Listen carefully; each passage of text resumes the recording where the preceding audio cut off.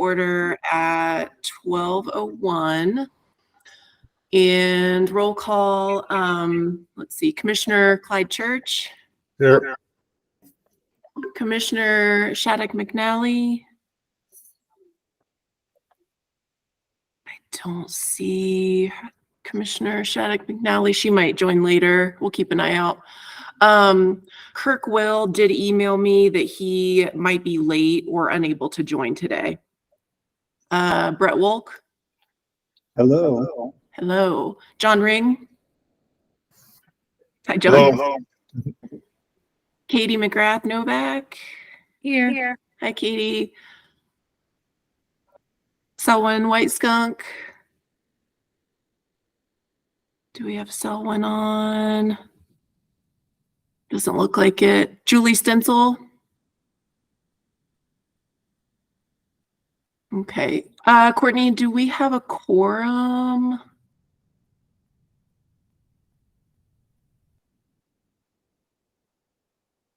One moment. Sure. Yes, we do. Awesome. Okay, cool. Let's see. And then I think I got all the members. I know Courtney usually helped me out with roll call, but if I missed anyone, let me know. Just interrupt me. For minutes, we don't have any minutes to approve today. So things have just been busy and haven't been able to get those out to folks to review. So we'll get those out shortly and approve them at the next meeting. Does that sound good, Courtney? Yeah, thanks for everyone's patience. Yeah, no worries. It's not a big deal. And then we have a very special guest joining us today.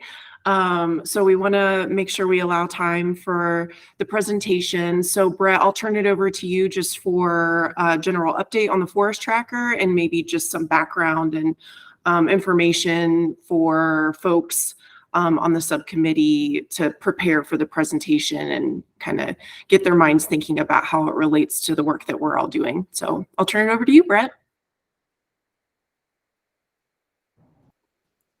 All right, thanks. And I see Commissioner Shattuck McNally joined us too, it looks like. Awesome. Great. Thank you. Yeah, excited for today. I'll try and be brief, although if there's any questions that you all have about the Forest Tracker, happy to answer them.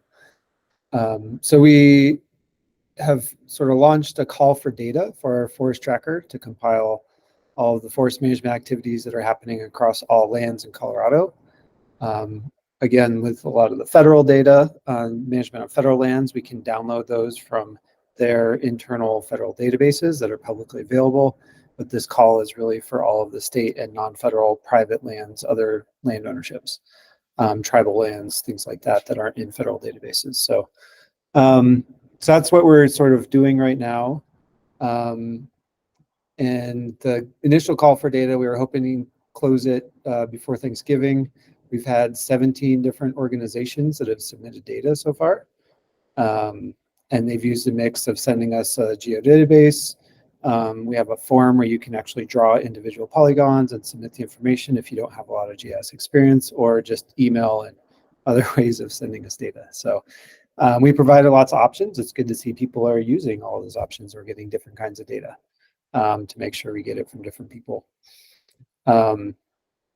And through this process, we're continuing to have lots of communication with folks about, you know, hey, are you going to submit some data? What are your barriers to submitting data? What's your interest in this? And gaining a lot of knowledge just about how it's working and things like that. That lots of excitement still, varying levels of capacity from the different agencies and organizations to organize and compile and send their data. So I think generally positive.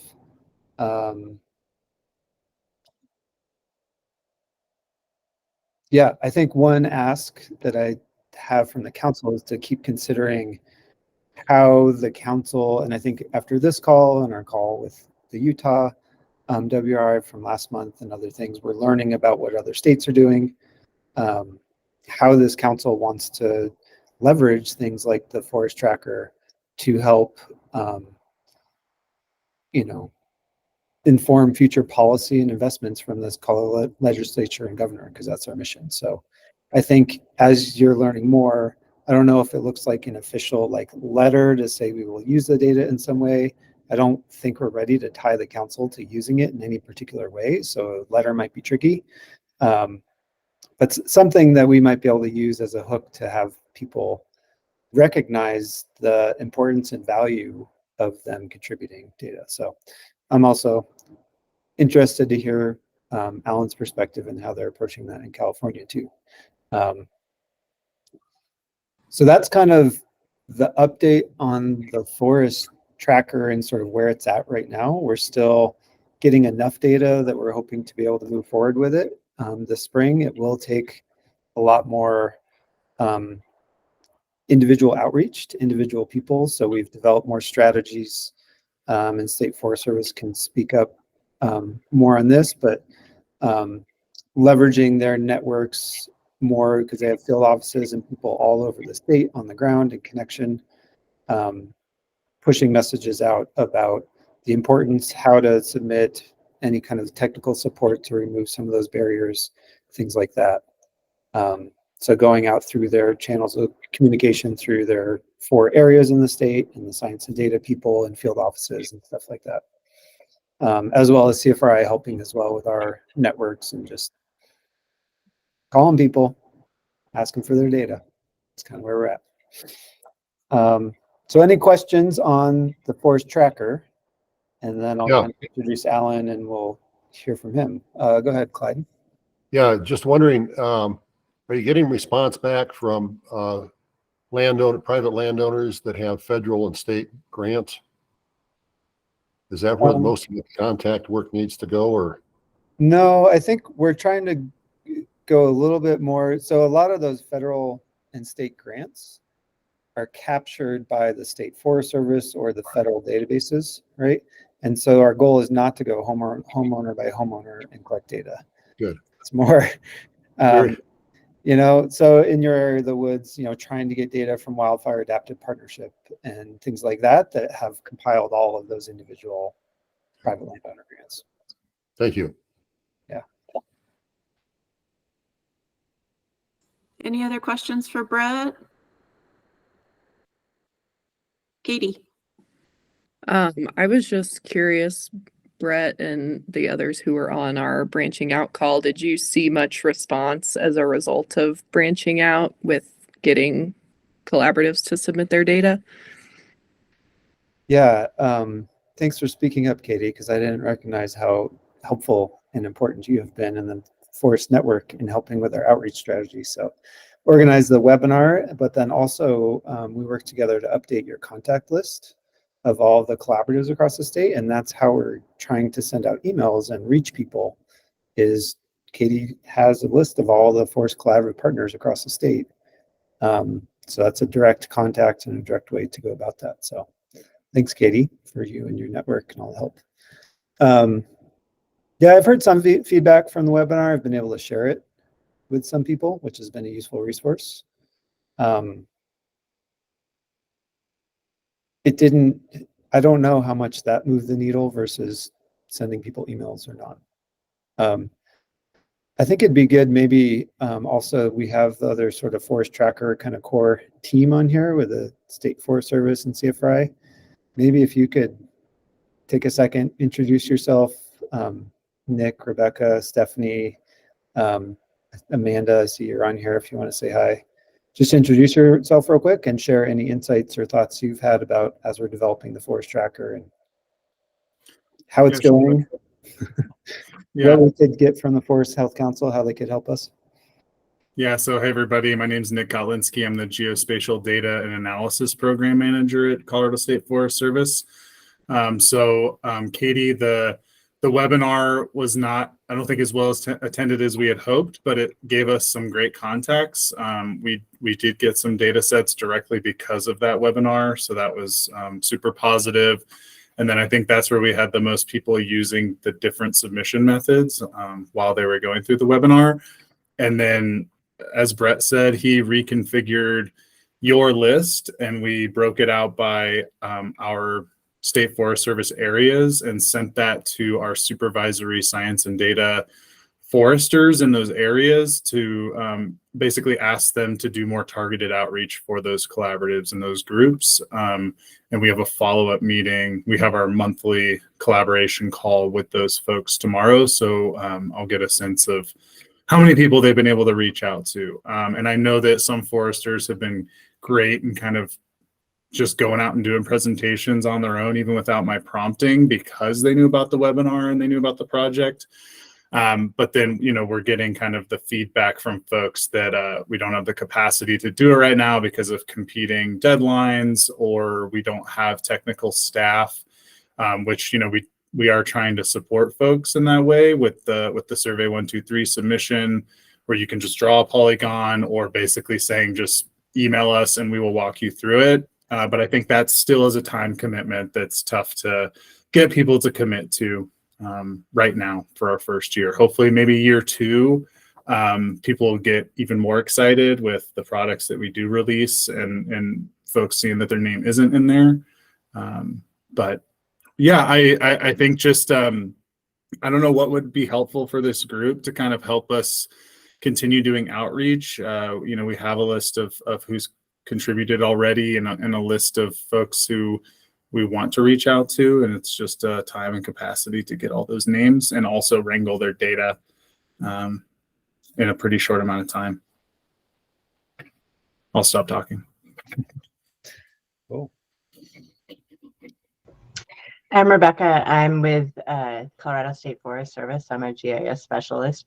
And my experience is I've been more working with the specific data sets with the individual submissions. So I've seen less of the overall submission reasons. It's been helpful to work with some of the individual collaboratives or organizations to see some of the barriers. I think some of the organizations, some of the confusion about what we would like to submit and why. So again, as Nick mentioned, I think it might be easier in year 2 as the word gets out that we're not asking for the world. It's still quite a bit of data to assemble, but that I'm there, Stephanie's there. We have people on the ground that are willing and would like to help.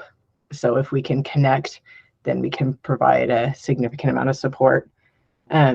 Additionally, I wanted to add that I think the webinar was really helpful, but that also we had some unfortunate technical events. I think that's when CSU had the power outage. And so there are a couple other things that I think may have contributed to lower viewership than would have happened otherwise.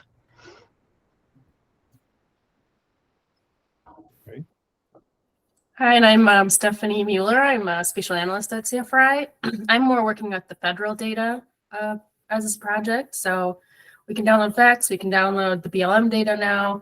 It's just a matter of trying to crosswalk those in an effective and easy way. So I'm not really involved in the other submissions, so I don't have any insights there.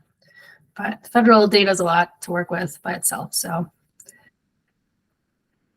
Yeah, and big thanks to John Ring and the BLM and also U.S. Forest Service for being super helpful and helping wrangle their data as well. So that's kind of where we're at. Yeah, I think as we said, in year 2, once people see the data, I think they'll want to get more involved, but also that's a role for the council as we see the data as a council and think about the power of, if it was more complete, how would we use it to help inform decisions? I think that's going to be a really big hook for people to do it that could help everyone do exactly what this committee says of leveraging resources better together. So that's the hope.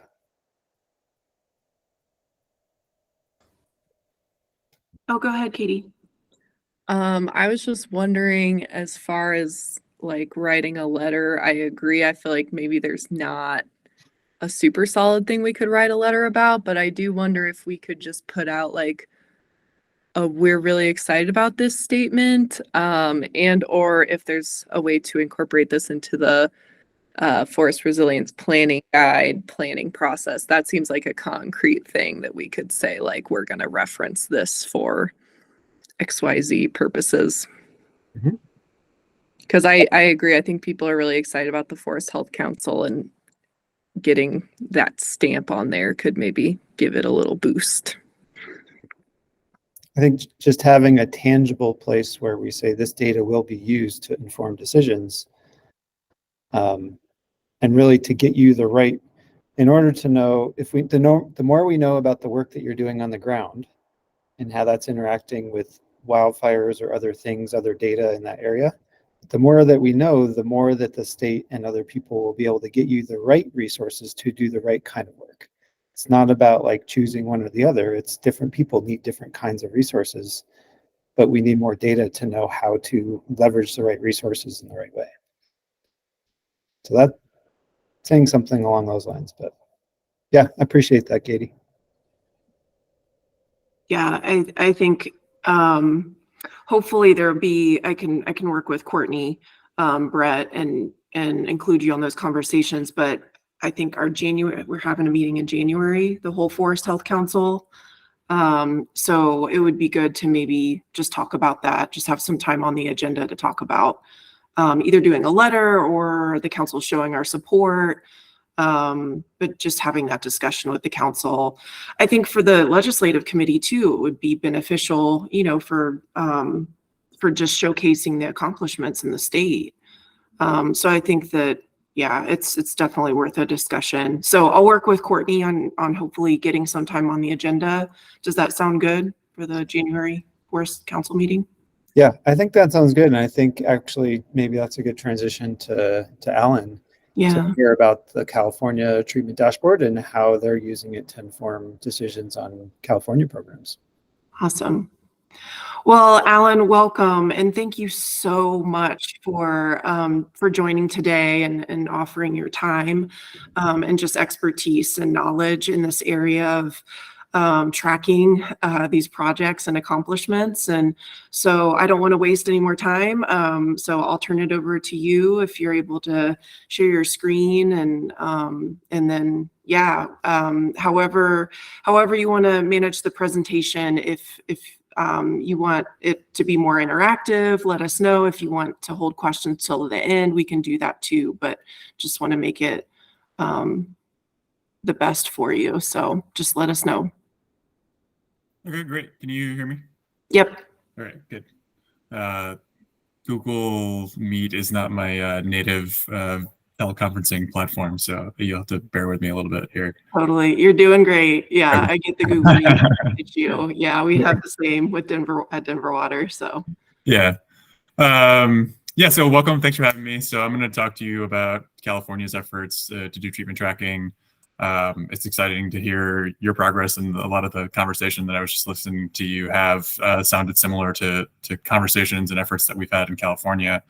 And actually last week I was at a meeting with a bunch of folks from the state of Washington, Department of Natural Resources, and they have a treatment tracker as well. And we had conversations about how sort of parallel our processes have been around treatment tracking, but also other sort of collaborative planning, and getting projects on the ground and things like that, prioritization, lots of fun stuff. So there's other states that are out there doing the same thing. We're fairly far along in California, but it was interesting to talk to Washington and see some of the other places that they're ahead of us even.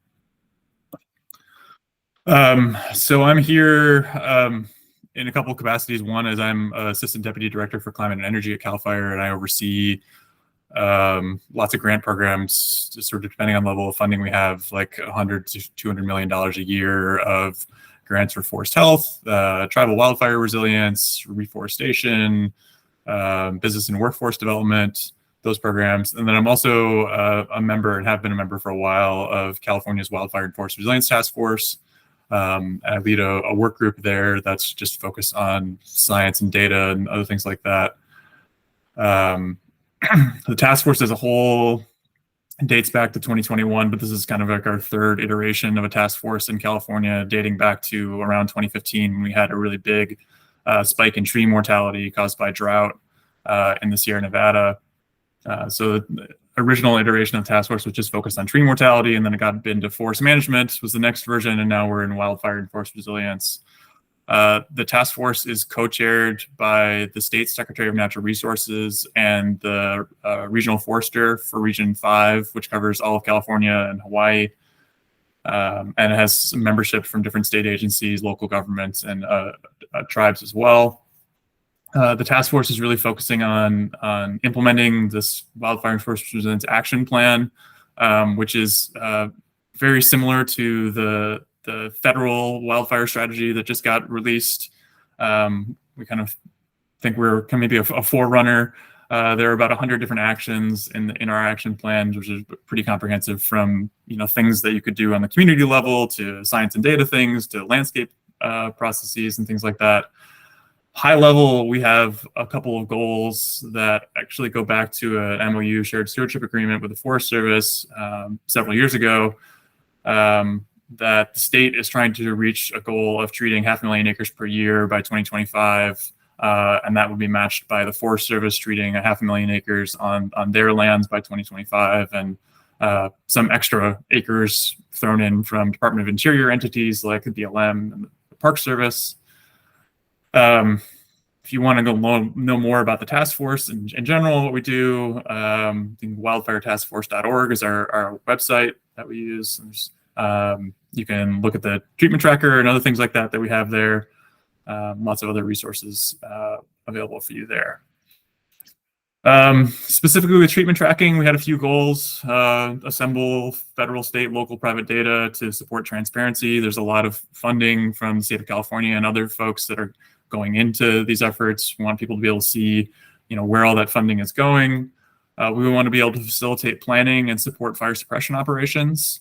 So facilitate planning is being able to understand where your neighbors are putting treatments on the ground, on the landscape level, so you could see where local government is doing work, or state or the feds. And then also we have the goal of getting these data into the hands of firefighters so they can use it as part of their operational responses. We want to provide enough data to assess the benefits and costs of what we're doing, sort of beyond just how many acres are we treating. So are we treating the right acres?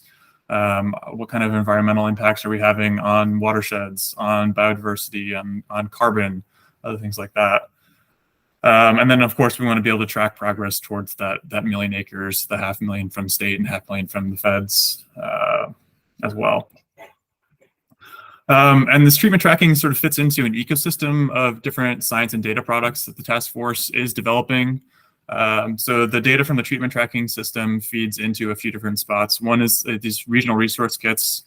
So the task force has broken up the state into 4 distinct regions. We have pretty different regions in the state of California, ranging from, the redwoods in the Northwest to, Southern California, which is largely shrublands, chaparral, coastal sage scrub, things like that. So we realize we need to take very different regional approaches. And these regional resource kits are spatial data layers that can be used by local planners, regional planners on the ground to help them understand the current conditions in their part of the state, ranging from sort of forest inventory data and other sort of biological data to things like socioeconomic data as well, that they can use to help plan and prioritize treatments. The next place this is feeding in is some scenario modeling that's actually ongoing right now. So we have this goal of 1 million acres, and we're trying to figure out like where that should go out on the landscape, and what the different costs and benefits of doing the different arrangements of those 1 million acres and different types of activities and mixtures of activities in that 1 million acres, what that could look like. And then the next product is a monitoring and evaluation system, which is it's coming in on the back end and saying, okay, we funded all these treatments happened. What actually impact are we having on the landscape, on fire dynamics, on biodiversity, et cetera, et cetera. And then a few of those different things are getting fed into this tool called Planscape. And that is a tool that is allows you to weight and prioritize different factors and helps you figure out where on the landscape, if you were a forest supervisor or something like that, where you should put your treatments on the landscape. And that was Originally supported by the nonprofit arm of Google, came to the state and said, we have this capacity. How would you like to realize this capacity? And so they sent some fellows to work with the California Natural Resources Agency to help develop the software for this. It's still being built. I think it's taken them a bit longer, to be honest, than they thought it would take. But they are testing it right now and building it in phases. But we hope that's be a good like public open access tool to supplement some of the existing like private tools that you can pay to use to do this type of planning for you. So within the tracking system, we have a number of different data sources, including some of the ones that you just mentioned. You know, we're pulling data from the Forest Service and BLM and other federal sources as well. We have a lot of data sets on different state agencies that are doing land management work. And from like the California Department of Fish and Wildlife, state parks, California has a number of different conservancies that help support land management in different areas of the state. CAL FIRE, my organization, has our own mapping system for our work that we do. We're not actually a large landowner within the state. We do have some demonstration state forests around the state, but largely the work that we do is support work on private land. And then also we have a database from the California Department of Transportation on all the roadside vegetation management that they're doing, which is actually a pretty tremendous amount of work that they're doing across the state. And then we also have some regulatory sources of data that we're pulling in. Some stuff on prescribed fire from our Air Resources Board. We have a data set from our Office of Energy Infrastructure Safety, which works with the electric utilities in the state and has a very comprehensive database of all of their vegetation management that they're doing along their infrastructure. And then we have some other data sets. One thing that we don't have actually right now is a good spatial data on timber harvest, and we can talk about that later, more down the line. In the future, we hope to add that in, as well as data on tribes and what local governments and NGOs are doing sort of outside of the work that they're doing that's funded via the state or federal government. So right now we've pulled all this together in a dashboard. Right now, sort of as a beta version, the dashboard only covers the calendar year of 2022. It only covers sort of active and complete treatments and acres of work that are getting done. We aspire to have things like planned acres in here as well, so that people can see what's coming down the line in their area. And we have data from the state, the federal government, and some timber industry data, which I'll talk about later. So this is a mock-up of our dashboard. You can see like across the top, there's a place where you can learn more, and that'll take you to a website where you can download documentation, like methods and other things like that to see how we've done this. And then there's an activity tab and a footprint tab. This is the activity tab, and I'll talk about in a second what I mean by activity versus footprint. So it's divided up here. You can see there's a table for acres by reporting entity and like what category of activity is happening and like what the land ownership is, as well as a map. And there's this analogous footprint data set as well. What do I mean by footprint and activity data? Activity acres represent sort of the effort level that goes into treating the land. So you can think of, maybe you're doing a forest restoration treatment. In order to complete that treatment, you may need to enter that acre multiple times in order to get that work done. So maybe you come through once and do a thinning, then maybe you come through again and pile all the residues, and then you come back and burn all those piles, and then maybe you come back a fourth time and do a broadcast burn across that same piece of land. So you've gone into that acreage 4 times in order to complete that one treatment. Whereas the footprint acres are really a measure of the geography of that treatment. So you'd only, instead of counting that space 4 times, you just count it once because that's the land that you're touching.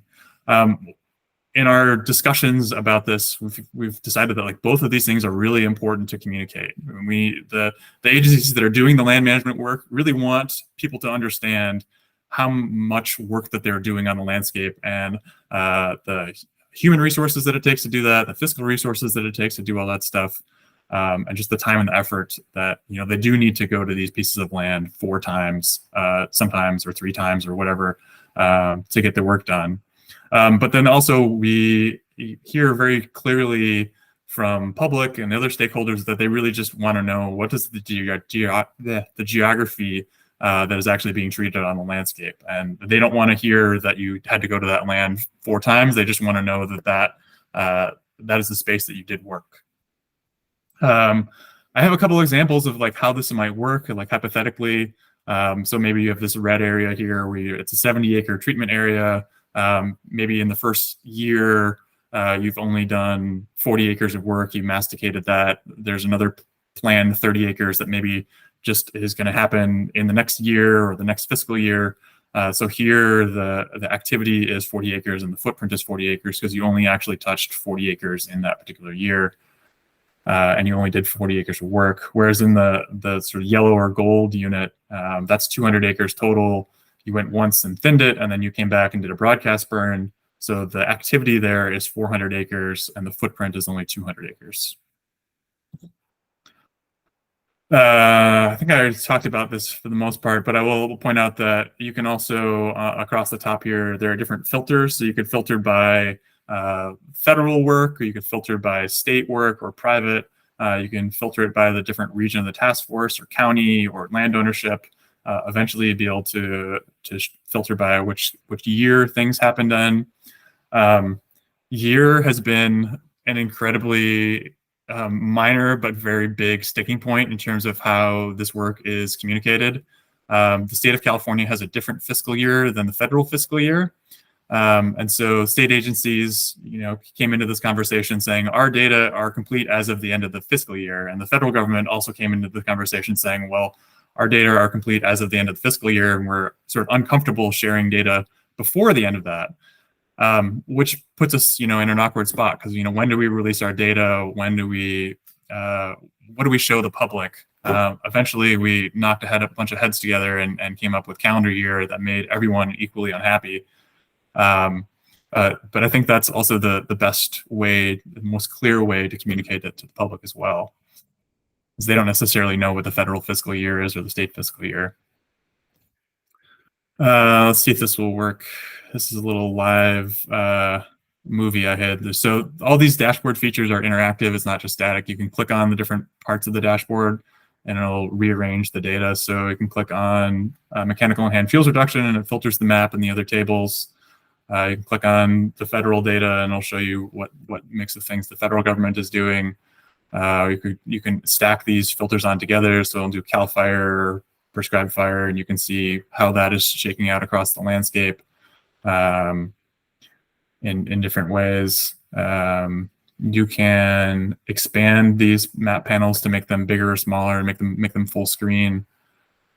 Like I said, there are different filters across the top. So you can click on state and it'll just filter to show the state work that's happening out there on the landscape. And you can also do the same thing by ownership.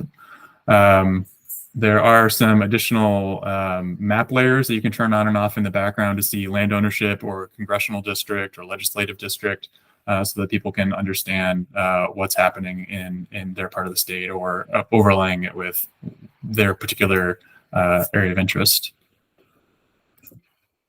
I've mostly been showing you so far the points, but we do have polygons for all these things. So if you zoom in on the map, eventually those points become the actual outlines and boundaries of the treatments. You can see a lot of them are linear. That's the work that's happening along the roadsides. If you click on the points, a bunch of attributes show up to say who did the work, what kind of work was it, how many acres was it, when exactly was that work completed. You can see, we're going to zoom into one here in the Sierra Nevada foothills, and you can see there's actually a bunch of polygons that overlap, different treatments that happened in different time periods, different types of treatments.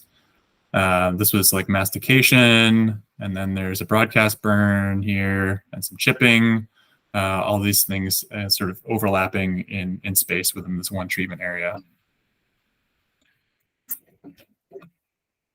So if you want to learn a little bit more, like I said, if you go to wildfiretaskforce.org, you can actually go to this dashboard yourself and play around with it. It's under resources in the top of the page.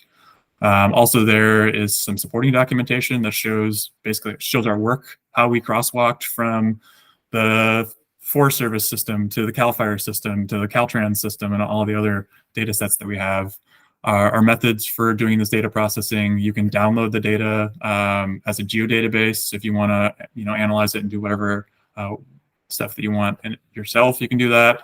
It exists as a feature service, so if you want to scrape all the data yourself, you can do that. We also have an FAQ, which very prominently points out differences in our dashboard and tracking system versus some of the others that are out there. The Forest Service has several different dashboards. The state of California, CAL FIRE has its own dashboard. These are not the same. They all have little different focuses. They all have different things that they count or don't count, or different time periods that they cover. So we were trying to make it a little more straightforward for people who want to understand a little bit more about what exactly are they looking at in these data. I think that's all of the plan slides I had. I have a couple sitting in the background if we get to them, but happy to take questions now. Yeah. Wow. Thank you so much. That is super impressive. I'm sure there's lots of questions. So if folks unmute yourself, ask away, or raise your hand. I certainly have questions if people don't. Okay, well, while we're waiting on folks for questions, I have a lot. So one question is for the accomplishments, thinking about the treatment tracking metrics, doing more than just acres. That's kind of where I feel like we're stuck a little bit in trying to go above and beyond just acres treated, but how to quantify that. So I'm curious what your other metrics are that you use for just going beyond acres treated. That's, I mean, we're still developing that to some extent, but that's, I don't think I'm not sure there will be a point where we're totally finished with that conversation, just to be honest. But that is one of the reasons that we wanted all these data to be spatial and we wanted polygons for all this, is so that we could facilitate other analyses down the line. So it's really important that we treat the right acres. If we wanted to treat just acres, it would be really easy to go and burn off a bunch of grasslands. But that wouldn't necessarily help us. That grass would grow back the next year or two, and you'd be in more or less the same place that you were before. So we wanted to, like I said, have the data to sort of go beyond that and ask the question of how many WUI acres are we treating? How many actually forested acres are we treating?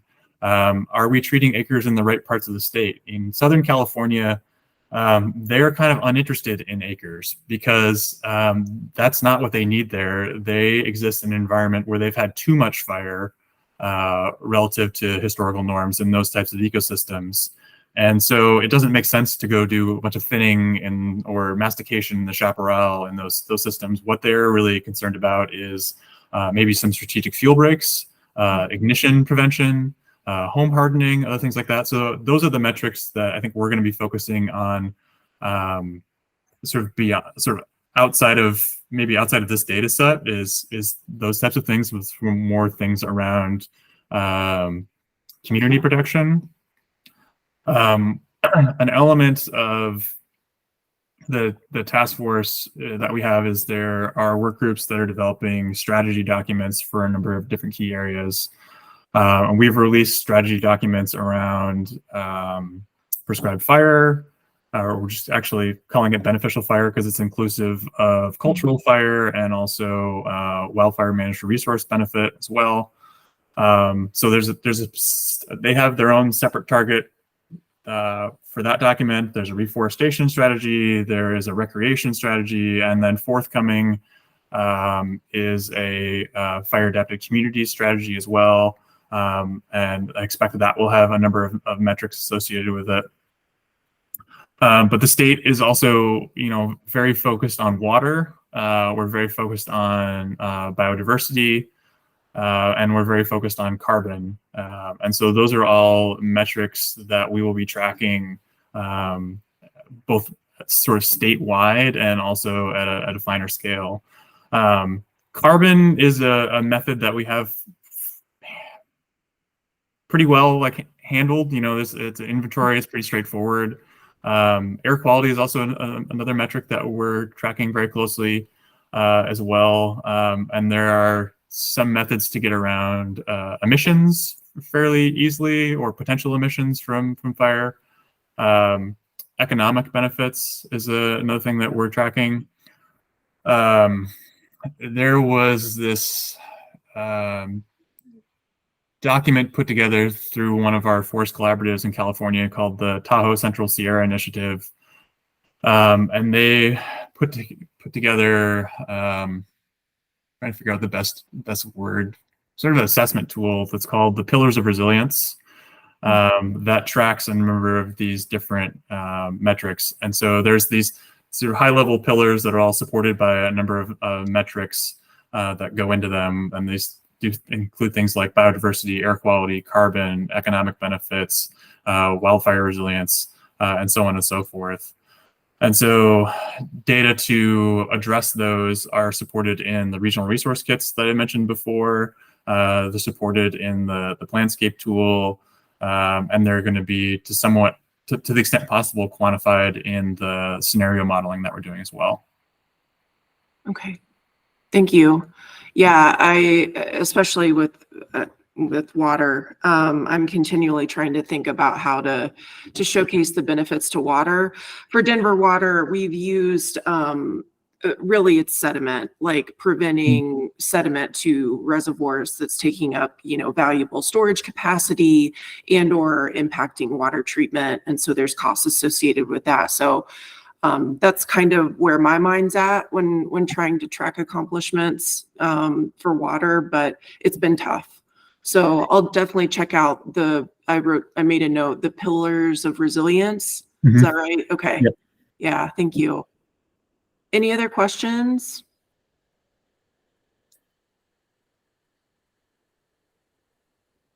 I'm just very curious to follow your efforts and see where you go and how you solve some of the challenges that we've had. In addition to being in touch with you in the state of Washington, I know there's also federal efforts to get this done through the National Association of State Foresters, and we've been having conversations with Timmins, the contractor on who's organizing that effort. Okay. Question, Amanda? Yeah, thanks, Alan. Amanda West-Fordham, I'm the Associate Director of Science and Data at the Colorado State Forest Service. And I'm curious, and you might not be prepared to answer this, and if you're not and you want to follow up in an email, that's fine. But I'm curious, based on your experience so far, if you have an estimate of what type of FTE it requires kind of on a yearly basis to sustain the dashboard, provide user and stakeholder support, data cleaning, QA, QC, that type of thing. If you had like a kind of a broad estimate based on your experience so far, that would be helpful.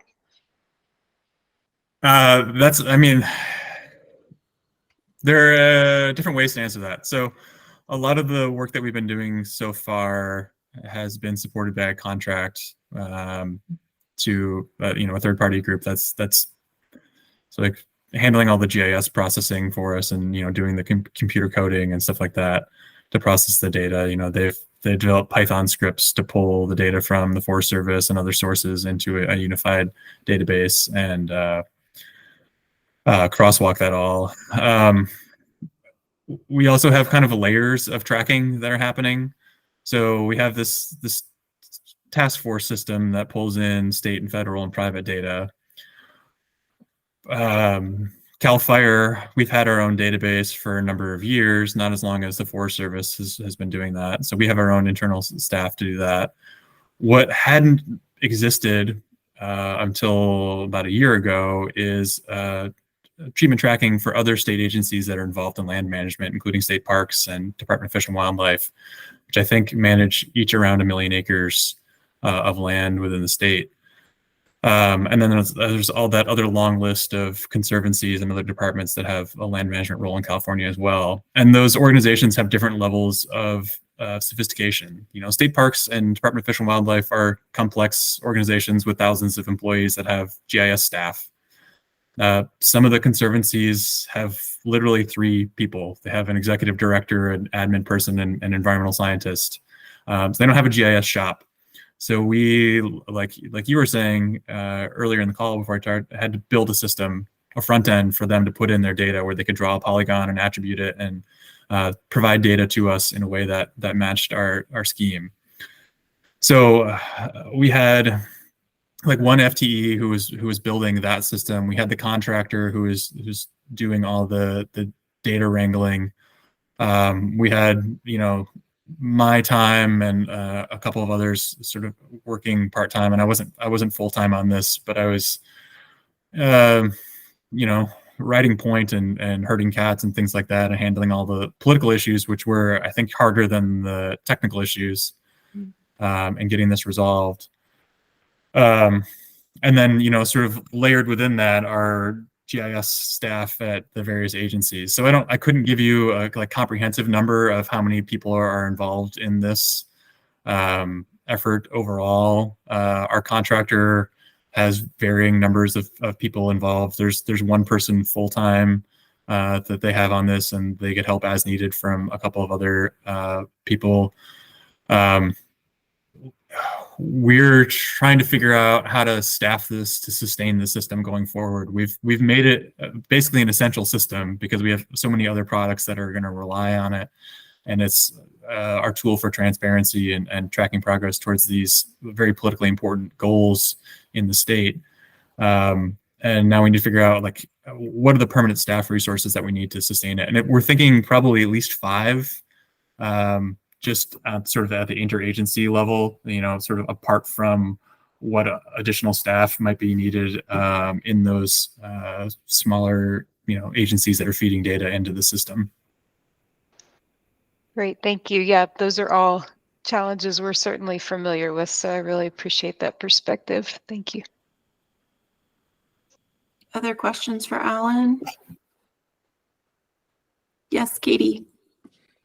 I was just wondering, what were some of those key political issues that you mentioned, and how did you ultimately overcome those? Key political issues. So, I mean, one was like the seemingly very benign, like what is a year, was a political issue. There's an issue of like, what types of activities are we actually counting here? We decided that as a task force, made some decisions about like, we're going to count this type of forest management, but not this other type of forest management. Specifically, we are not counting even age forms of management, so clear cutting and other things like that kind of look like clear cutting, which is not to say that like that is not a form of management that doesn't have its place, but we decided for the purpose of wildfire and forest resilience, it wasn't an activity that like we could make the blanket statement that it would contribute to wildfire and forest resilience. There are other things that are challenging, which is like, how do you define prescribed burning? Do you count pile burning as a prescribed fire, or do you not count it as prescribed fire? And there are like different opinions among different landowners and stakeholders within the state. You know, like the Forest Service is very much like, yes, that is a prescribed fire. We have to staff that and monitor it, and it's fire going on the landscape. Whereas someone like our Air Resources Board is like, no, that's not prescribed fire. It doesn't have the same sort of landscape benefits as other things. That's really just waste disposal that you're doing via combustion. You know, it's while it just does take firefighters there, like the operational effect of that is not any different than you taking that to a landfill or, you know, like chipping it and leaving it on the ground to some extent. So like, and do we count things like ecological restoration or so revegetation and habitat restoration, things that stream restoration and things like that? Like, so those are the conversations that we had to have around like what counts, whose work counts, and whose work we should be tracking has also been a part of the conversation. The utilities in California spend billions on wildfire mitigation. easily over $10 billion a year on that. A lot of that is vegetation management. It's not all vegetation management. Some of it is, infrastructure hardening and undergrounding of wires and stuff like that.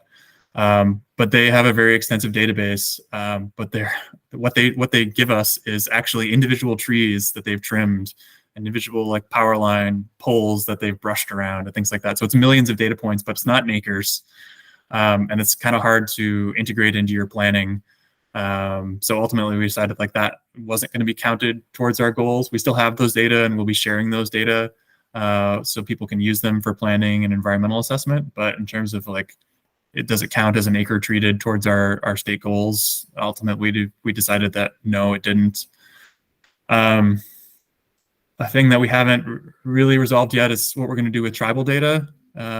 Tribes are an important land manager in California, but they are oftentimes reluctant to provide their data to us, particularly around activity that they're doing related to cultural heritage, cultural burning and other things like that. They don't necessarily want to tell the public or land management agencies, the government, who have historically mistreated them, what they're doing and why they're doing it.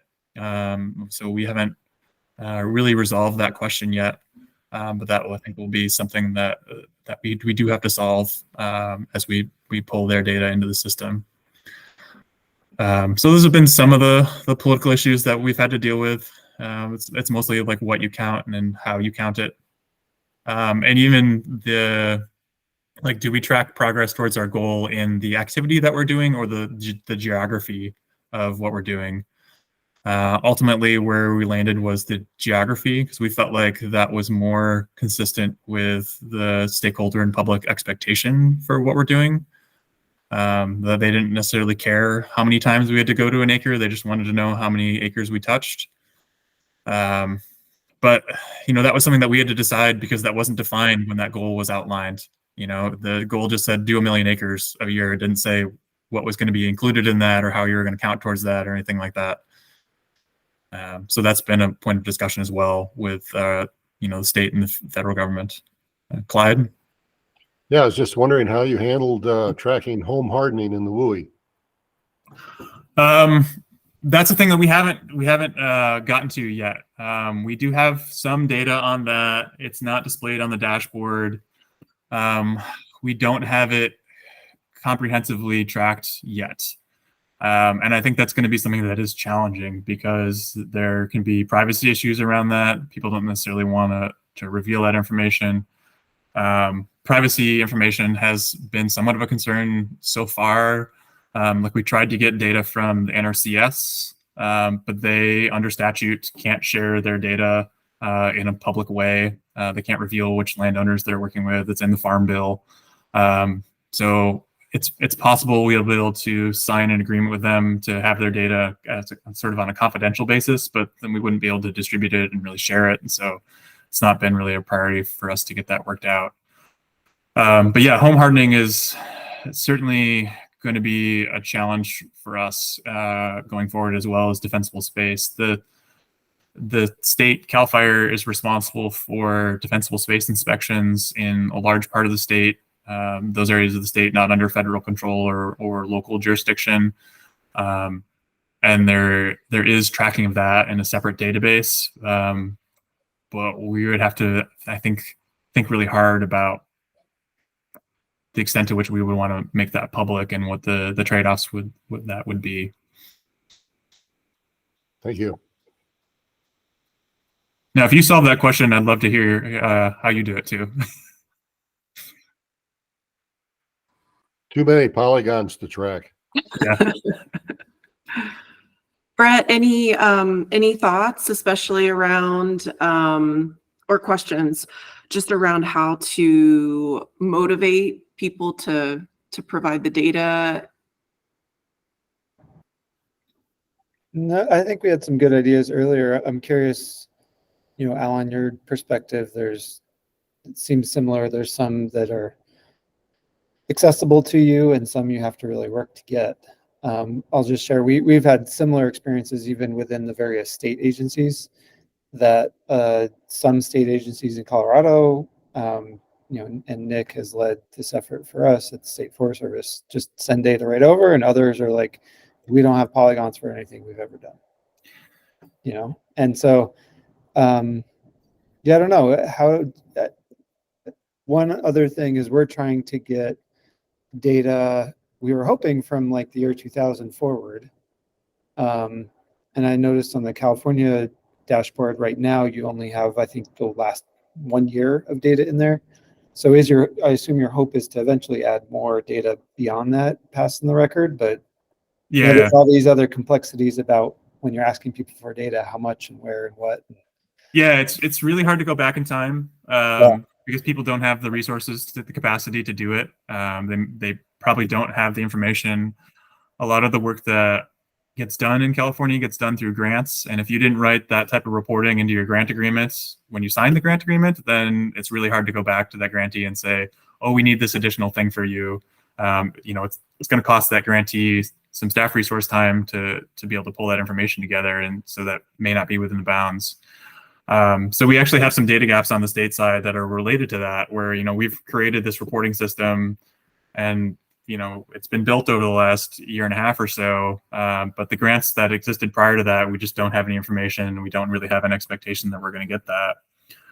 We have a sort of different example of that is we have a really good data from the transportation department. They've treated 160,000 acres last year, but they have no idea what they did before that. They have no database from before that. That 1 year of data we have from them is great. It's really exhaustive, and they probably treated a lot of those same acres before just because of the nature of the work that they need to do in terms of, herbicides and roadside vegetation management and other things like that they do. But we don't have documentation of that, and so we're sort of limited on how far back in time that we can go. The federal data sets go back the farthest. We'll probably eventually provide those in their entirety, but it's going to be a dynamic process. And it's been really interesting to learn about the strengths and weaknesses of even the federal government in terms of the autonomy that individual national forests have in providing their data and entering it into the FACTS database. It seems like everything gets entered into the FACTS database for the most part when it's done, but we were really interested in planning data, and that seems really inconsistent from forest to forest from what we've seen. And while the region is really great in trying to provide leadership and trying to get all the forests to be rowing in the same direction, they don't have the sticks, I think, available to them to be able to do that. And it's also been really important that we've had really high level political support. This has been a priority of the governor, it's been a priority of the Secretary of Natural Resources. And so that's been a big force in making this happen. We're 6 years into the term of the current administration. So what happens when this administration times out in 2026? Unclear whether the next governor picks this up and makes it as much of a priority. I think it'll depend a lot on how much wildfire activity that there has been. We've been slammed in California. We had 4 million acres of fire in 2020 and 2 million acres almost in 2021. So who knows how this will play out in the future if it keeps getting the same amount of attention that it's been getting. Yeah, thanks for that, Alan. I think, we're kind of out of time, so just kind of wrap up. Really thank you for coming and just share, our forest tracker. The ball has been rolling for, I would say, 1.5 years or so. Initial conversations with CFRI and the State Forest Service. And so we had a lot of the same visions, and we're really excited when your dashboard came out, / also a little disappointed because we envisioned something very similar. And we're like, darn it, California beat us. But thank you for laying the groundwork. And just for other members on the council, I think we are envisioning something pretty similar and really like how you display your data as far as activity versus the geography and those kind of metrics and being able to talk about it. So I think for members of the council, just really think about how we could use this, right, to leverage resources. And Alan gave a lot of great examples of monitoring, informing planning, informing grants and agreements, and all those kind of things. So hopefully that's some of the conversations we can continue to have after we're learning from Utah, what they're working on. California sounds like maybe we should get in touch with Washington. There's lots of other people working on this across the country. So Yeah, Clyde. Yeah, I just want to say, Alan, thank you very much. Really informative. One thing that I'm interested in, you've got some state people and you've got some county commissioners in the meeting here. And one of the things as a county commissioner I'm interested in is if there are any legislative or statutory roadblocks that prevent the sharing. And we need to kind of highlight those things and see if they're curable. I mean, we want to facilitate this process and you need supporters to do that. So I guess from this group, that's what I'm interested in too. It's not just the technology, which is really slick. Thank you. Yeah, happy to be here. Happy to follow up with any of you, however you're interested in doing that. Thank you, Alan. Well, we are at time. Thank you so much for your time and sharing. We really appreciate it.